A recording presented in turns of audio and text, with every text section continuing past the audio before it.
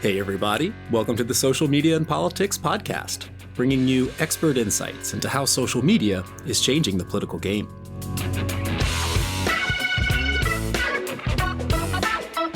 I'm your host, Michael Becerra, Assistant Professor of Communication and Media at Lund University. Remember, you can follow the show on Twitter at SMNP Podcast or visit us on the web at socialmediaandpolitics.org.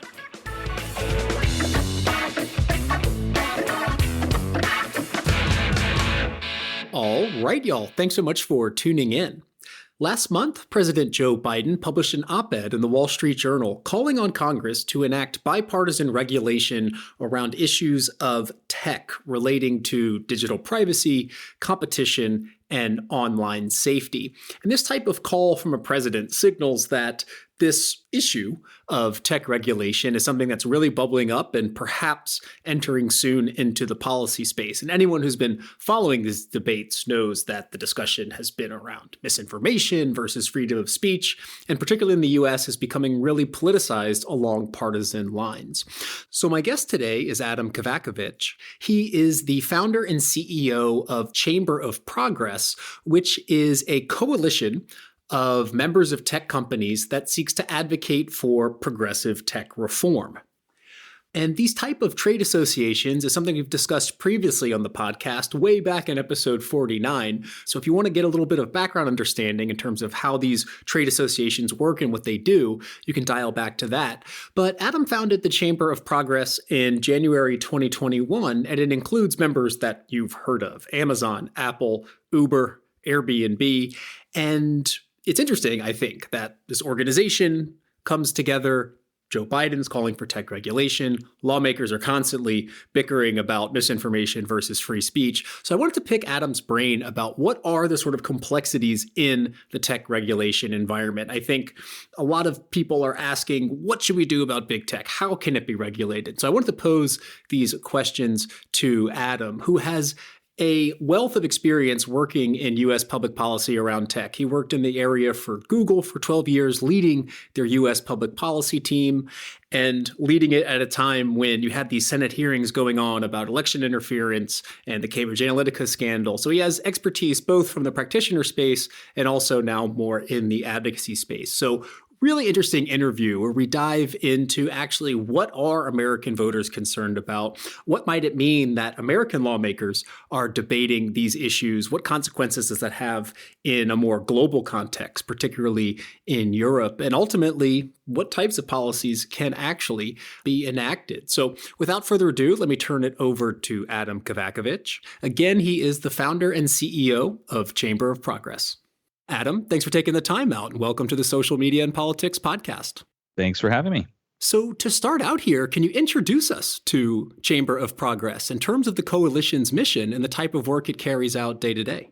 Sure. Well, I've spent my career at the kind of intersection of tech policy. I worked for Google for a dozen years, worked for Lime, one of the scooter companies, and democratic politics. I got my start in Capitol Hill working for Democrats on the House and then later the Senate, and particularly a group of Democrats who were known as the New Democrats, kind of fancy themselves tech champions in part.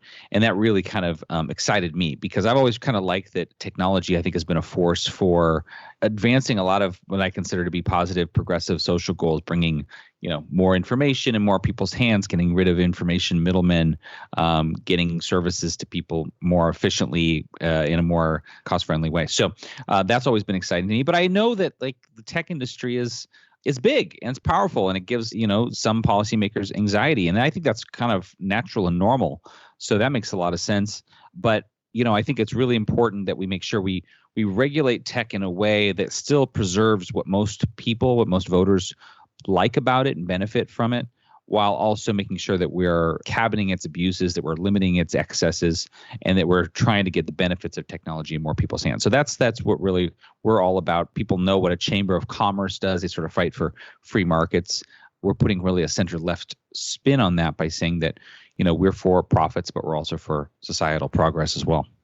Yeah, and I saw you've been doing some polling and research around what voters want. I want to get to that a little bit later, but I was perusing around the website and I saw that Chamber of Progress groups its values into three categories: economic progress, social progress, and consumer progress. And I think the progress in there kind of gives a wink to the left side of the political spectrum. So, can you give us a bit of insight into what types of policy issues these values apply to in the contemporary tech policy space? Sure. Well, I think that there's, a number of things that, for example, that we work on that I think technology has the potential to really erase barriers, right? So, for example, when I was at Google, I worked on the Google Book Search project, which was really, scanning millions of library books out of universities so that they could become more accessible to every American, everybody in the world, even if you don't live near a university library. So we want to make sure that we, those kind of technology things can happen. But also, things like autonomous vehicles. Autonomous vehicles have the real potential to help with food deserts, to deal with basically high fatality rates, for example, in communities of color. And so we want to make sure that the benefits of these new technologies aren't limited to kind of, just well-off areas. And so that's a big part of what we work on, making sure that things aren't sort of strangled before they can benefit a lot of people.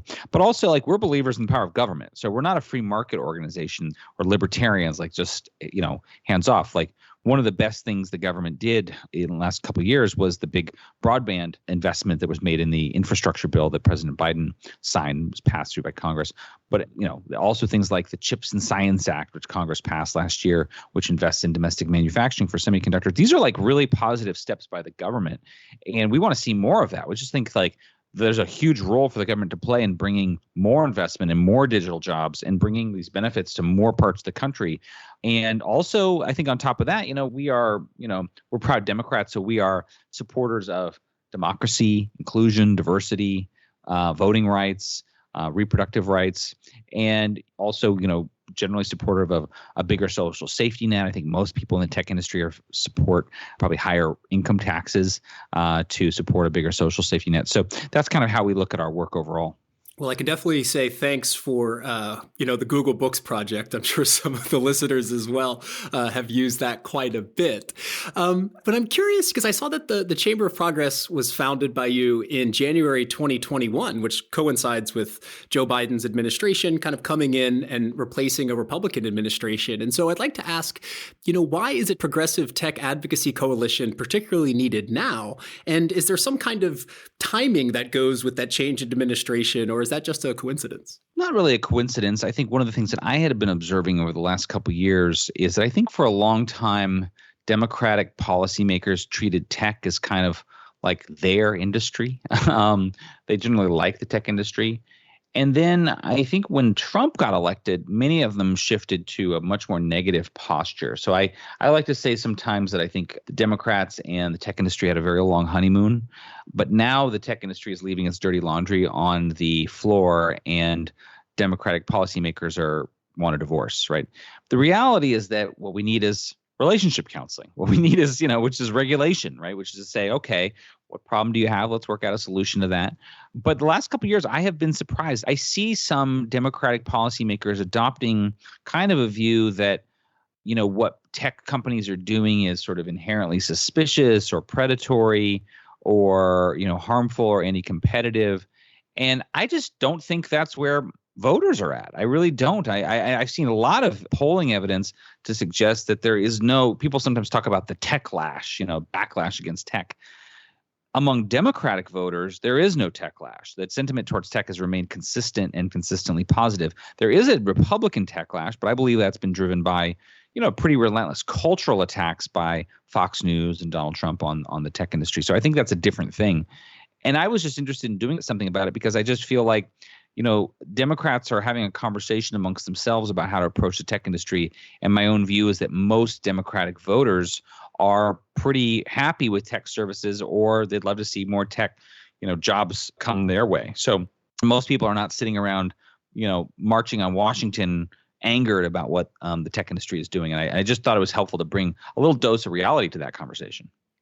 Definitely. And I want to circle back to lawmakers' perceptions of tech and maybe how that's changed as the political winds have shifted. But I want to ask you a bit of a more technical, nerdier question first, which is about the role of these sort of trade organizations or advocacy coalitions, because we previously talked with the president of the CCIA, which is a trade association advocating for open markets and networks, and many of their members are also members of the Chamber of Progress, companies like Amazon, Apple, Google. And so I'm wondering how these two organizations' missions might interact with one another, because I know both are in support of policies like Section 230, but I do wonder if the progressive values that your organization is advocating for might clash with the more open markets approach of CCIA and perhaps create a conflict of interest between members. So what's the rationale behind these companies joining multiple advocacy organizations simultaneously?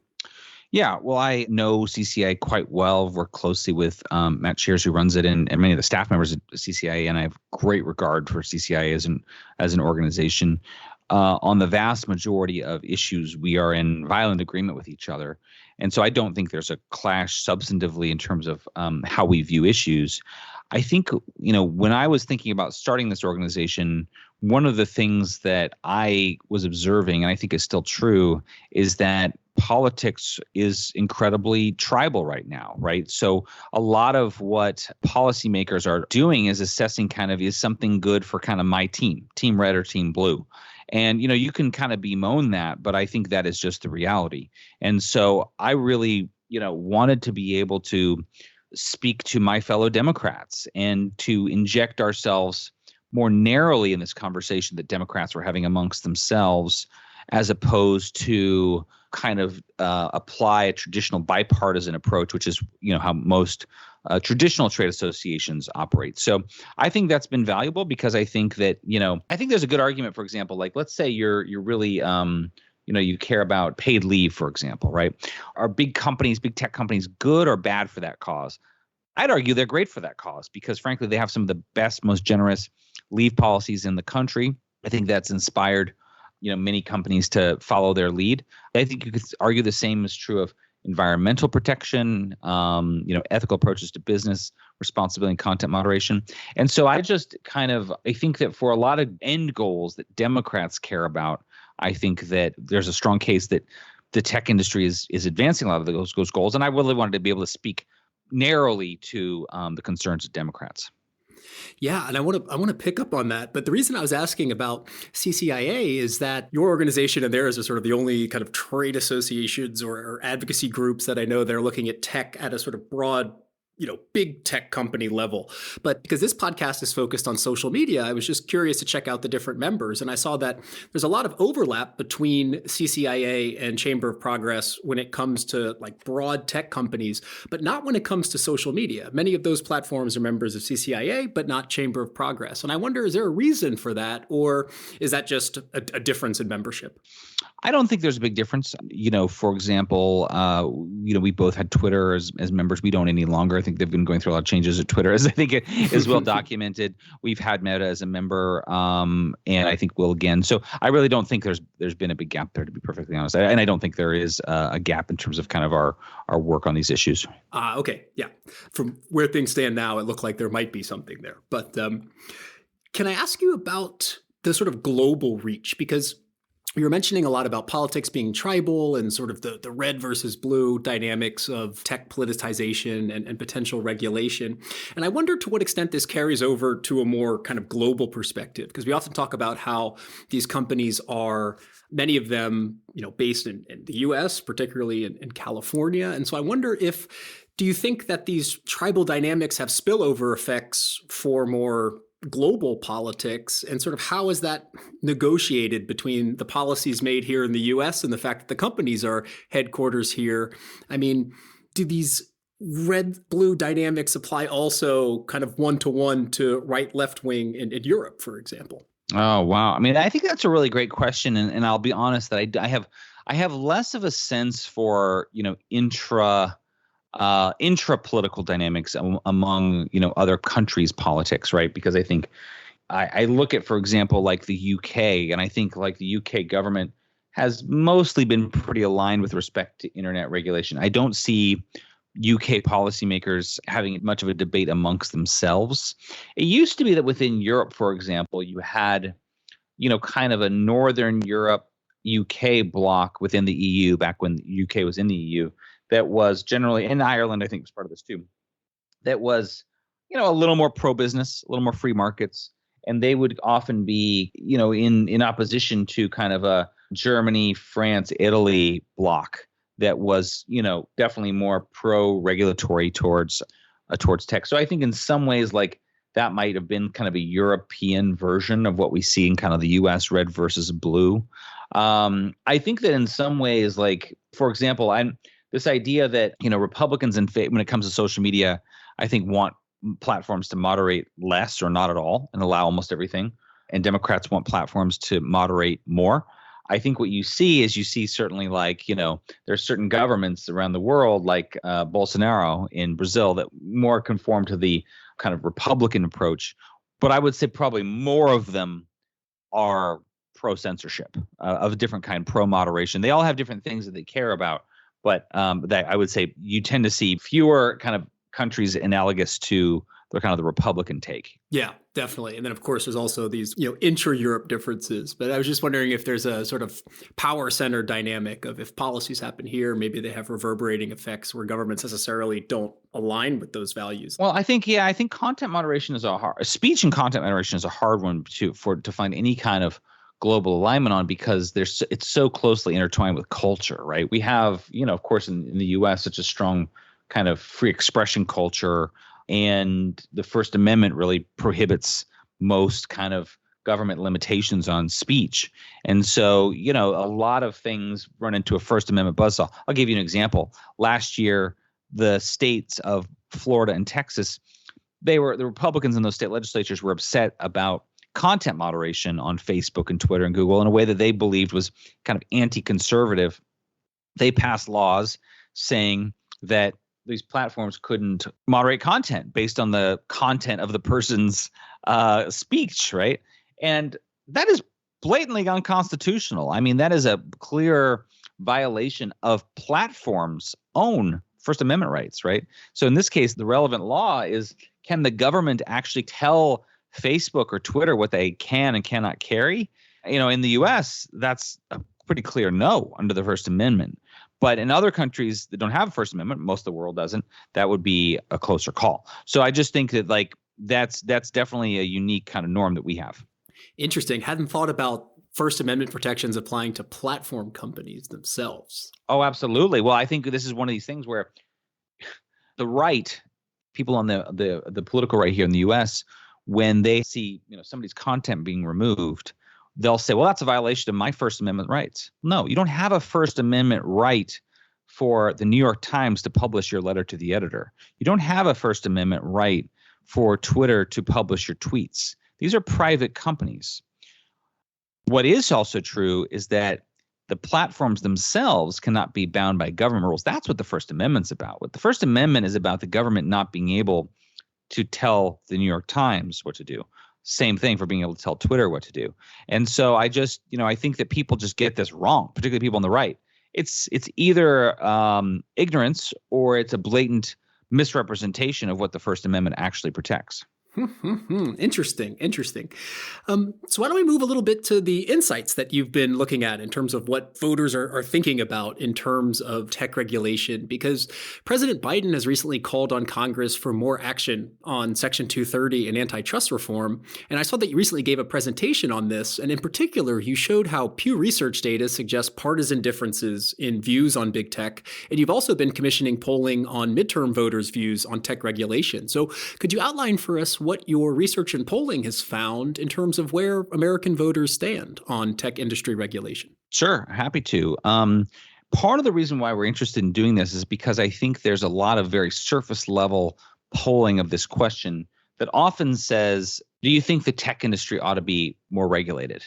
And I would suggest that if you ask any person, do you think any industry ought to be more regulated? They'll generally say yes, right? So I think that's a very insightful question to ask. But the other sometimes question you see on these surveys is, how concerned are you about some kind of behavior by tech company? And again, I think when people are asked about that, most people say yes. How concerned are you about the national paperclip shortage? Very concerned. Even if I didn't know there was a national paperclip shortage. So I really think what there's been a dearth of is real detailed polling about how do voters kind of prioritize in this area, right? So, there's a couple things that I think are really interesting. One is I think there are many people in Washington, and I think, and it's maybe true in Europe as well, who sort of talk as if a public opinion backlash against the tech industry is a definite certainty. Everyone agrees there's a techlash. Pew Research Center has done polling over the last couple of years where they ask voters, do you think the tech industry has had a positive effect on the way things are going in the country? The number for Democratic voters who say yes has remained consistent and consistently positive for the last 3 years, 58%. Now, Republican voters who say yes has dropped 18 points in 3 years, from 58% to 40%. And I believe that's due to a pretty relentless cultural attack on the tech industry by Fox News and Donald Trump, sort of woke capitalism. But that's a very different thing. There is no Democratic techlash. So I think that's number one. Number two, we were really interested in kind of how do you want policymakers to really approach this area? So we asked people, what do you think, what's the closest to your view? Do you want policymakers to sort of aggressively regulate tech? Do you want them to be completely hands-off? And then we asked two questions, which were kind of in the middle, which was like, you have some concerns and you'd like to see sort of sensible consumer regulation, but you want to make sure that the services and apps are preserved for their usefulness. And the other is you'd really like to see a focus on more tech jobs. Most voters, about 60% of voters, 66% of voters, said one of those two questions in the middle. So you only had 10% of voters saying they wanted aggressive action against the tech industry. So I think there's a kind of a nuanced position here. And then the last thing was we asked, what do you want the Biden administration to focus on? What do you want Congress to focus on? In general, there's a lot of agreement that they want Congress and the Biden administration to focus on protection from scams and malware, increasing consumer privacy, increasing broadband, preventing people's data from being used against them in a discriminatory way. But the bottom of the list were things like eliminating Section 230, the liability protection for speech, banning targeted advertising, which some on the left have proposed, and then banning kind of vertically integrated tech services, which was the subject of a lot of debate in Congress over the last 2 years. One of the other big takeaways is that Republican voters and Democratic voters are speaking at exact cross currents when it comes to speech online. So Democratic voters said in our survey that one of their top priorities should be combating misinformation. Republican voters, by the same exact margin, said one of the top priorities should be protecting free speech online. And the results for each party's question in response to the other question was the exact opposite. So, Democrats generally saying they want more action against misinformation, Republicans saying they want more free speech. That, to me, shows that this is going to continue to be a political football. Definitely. And I'll link to that presentation in the show notes. I think it was like 6 or 7 minutes. So listeners can go and check that out if they want to see the graphs. It's a little bit easier than in audio form. But as you said, you sort of broke down a bunch of these different issues. That was a really insightful poll to look at. But it made me think, what is tech to the American voter? Because looking at the members of your organization, there's a big difference between people being, worried that their packages aren't going to come on Amazon versus, data privacy in the context of targeting ads on Instagram or something. But at the same time, I think some of these large scale regulations that people are talking about that might happen would sort of affect a lot of these services sort of equally in different ways, right? Something that affects data privacy might affect the functioning of Google Maps, which really no one wants to sort of disrupt in a lot of ways. And so I'm curious how you negotiate that with your various members. Do you try to find common areas that they all share in terms of their services and try to advocate for policy there in a kind of bottom-up approach? Or do you look more at the kind of top-down policy level and try to think, okay, might be a large scale policy. Here's how it would affect all of our different members individually. Yeah. Well, we have certain principles that we adhere to, and we don't expect every partner company to agree with everything we say. So, for example, one of our principles is that I think the company running a platform should be able to run that platform for the benefit of consumers, even if it upsets suppliers or sellers, right? So this happens a lot in tech, right? So Amazon has a lot of third-party vendors, and vendors don't like all of Amazon's rules. They don't like that Amazon has, has their own generic brand, store brands. But the point that we defend is that Amazon has the right to set its own rules for its own marketplace. They run it, and they run it to delight consumers. Same thing when I worked for Google for a dozen years.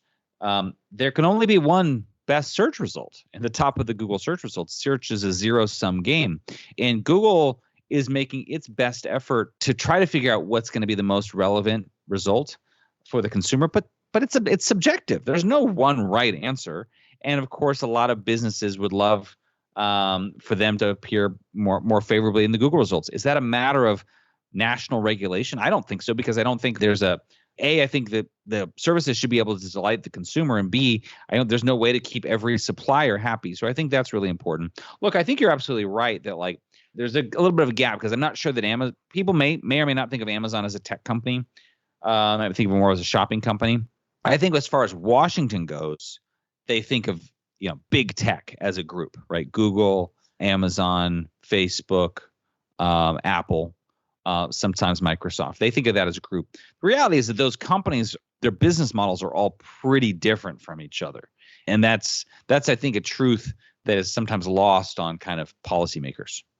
Definitely. And I wonder how, there was kind of this running, I don't know, a joke isn't the right word, but during these sort of Senate hearings in 2017, which I want to ask you about more in a second, but there was kind of it was clear to a lot of viewers of that these lawmakers didn't really understand the intricacies behind these tech companies. And so I just wonder, it must be quite a challenge for them. Okay, on one side, you can have the rhetoric of let's attack big tech, but when it actually comes to navigating policy that might have unintended downstream effects on so many different services. Do you think lawmakers are even up to the task for that?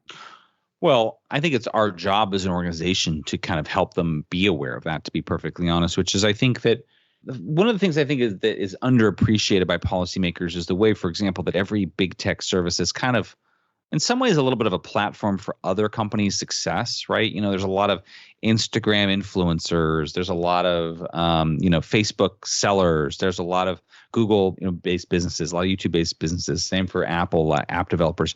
So each one of these companies is a platform for other people's success. And I think that sometimes policymakers get so fixated on kind of bringing the big company down a peg that they don't really think about how that bill or that regulation might impact the smaller companies that depend on the platform for, say, distribution, right? And I think that is, I really think this is a very common thread. One of the things you do see sometimes, though, increasingly is what I can call size-based regulation. So some state or member of Congress will write a bill, and they'll say, here's new regulation placed on tech, and this only applies to services with, more than 1 million users, let's say, right? And that's interesting to me, because I think what they're saying in a part is we're trying to go after that company. We're not trying to protect a value. For example, if you're trying to protect consumer privacy, you should care that consumer privacy could just as much be violated by a small company as by a large company. But in truth and practice, what happens is that policymakers, they pass these things and they say, we kind of are more concerned about the big company. The irony is that a lot of times regulation ends up actually deepening the competitive moat of the big companies, because they have more resources to comply. They have more lawyers, they have more compliance people than a small company can. I think that isn't really well understood either. Yeah, so kind of following up from that, I'd like to ask you a little bit about your time at Google, where, as you said, you worked for over a decade, but were the senior director of U.S. public policy from 2015 to 2019.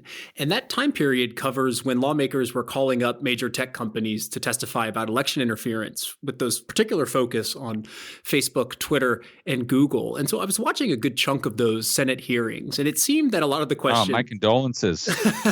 I know. Well, I thought I had to for research purposes. But, I noticed in terms of singling out companies, right, that Facebook and Twitter were mostly called out relative to Google. They got the majority of the questions, I think, and Twitter obviously being a fraction of either of the other two companies. And so I'm curious to hear, what was the climate like within Google when those controversies were top of public debate? And do you agree, first of all, that Google was maybe less in focus during those hearings? And if so, what do you think the reason for that was? Well, I think that, when it comes to social media, Facebook and Twitter have tended to become kind of the primary, focus of that debate. And, I think YouTube much less.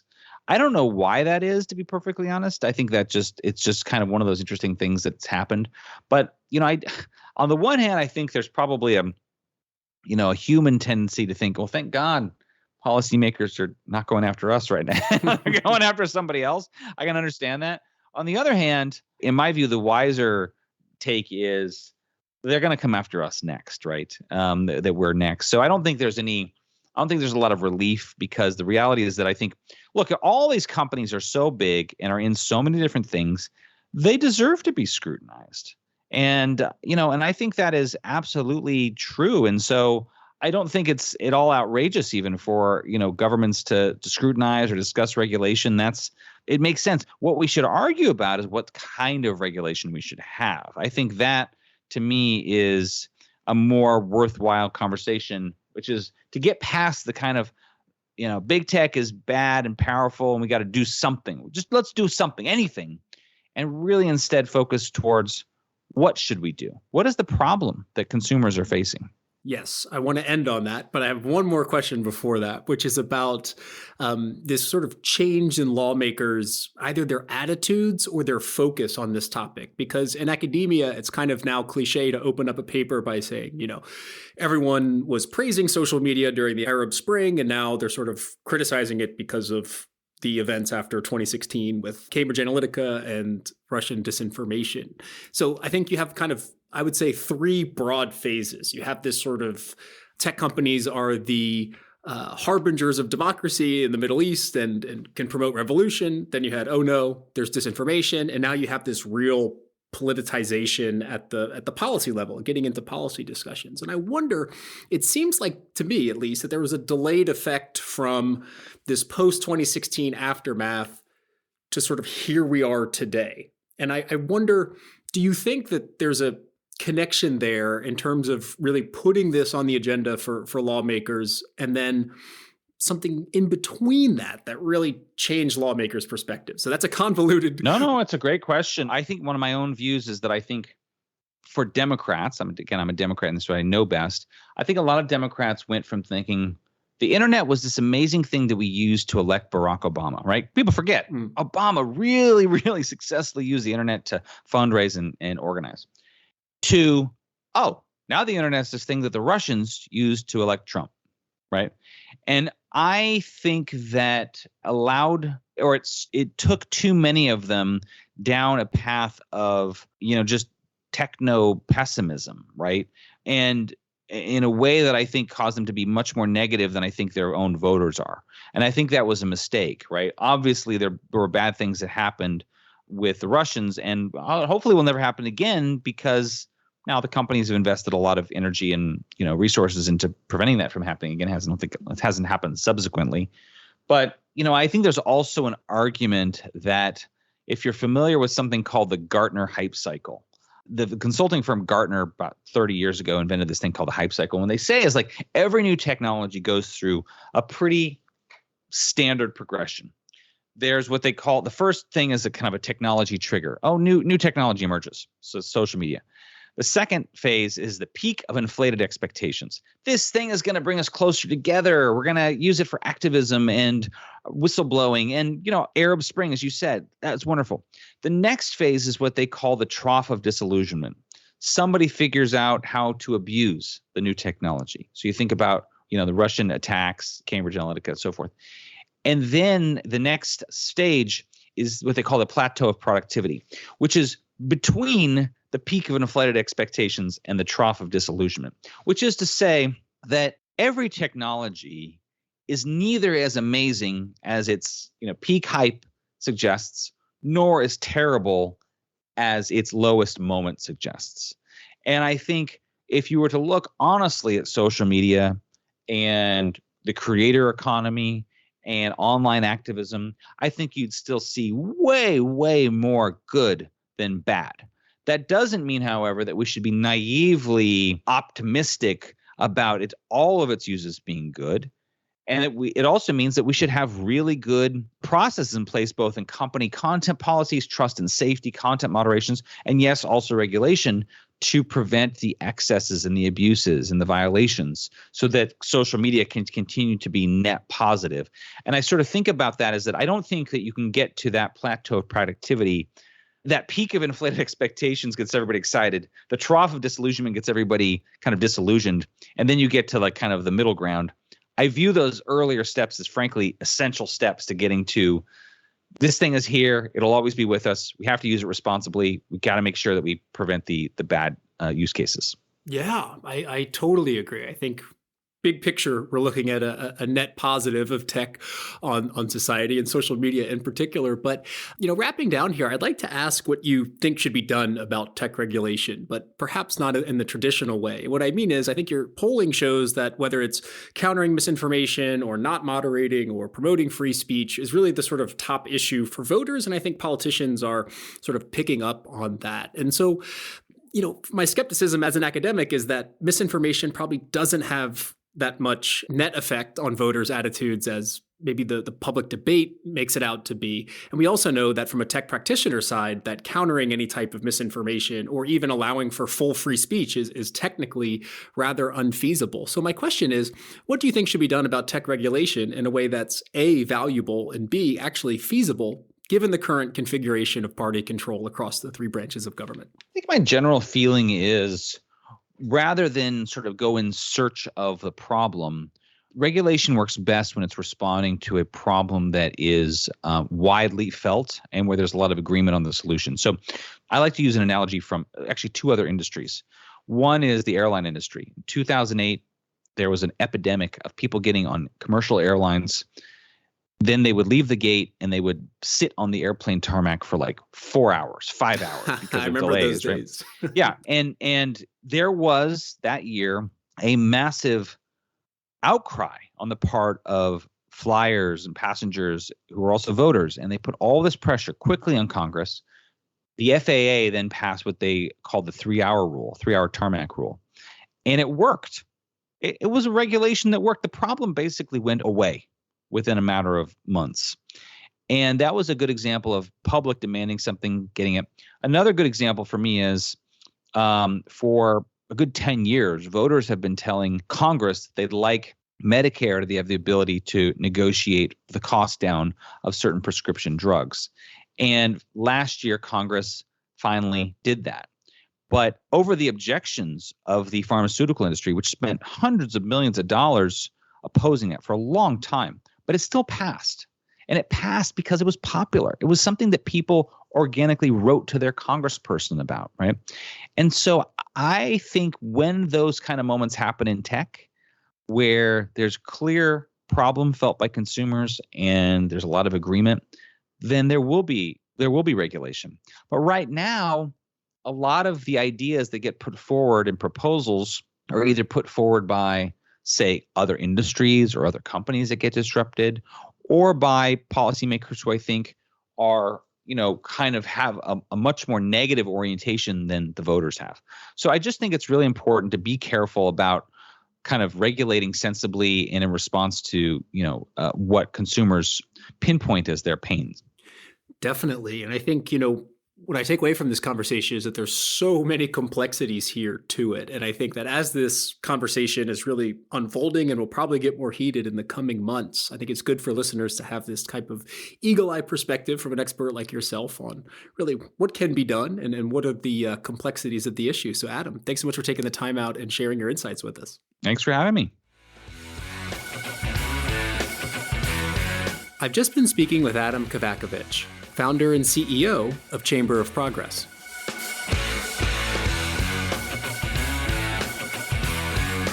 And that's a wrap for this episode of the Social Media and Politics podcast. Thank you so much for tuning in. I've got a few topics in the works for next episode. We'll see what comes out next. But if you enjoyed the show, feel free to tell a friend, tell a colleague, in person or on the interwebs. I'm your host, Michael Becerra, signing off from Alma. See you next time.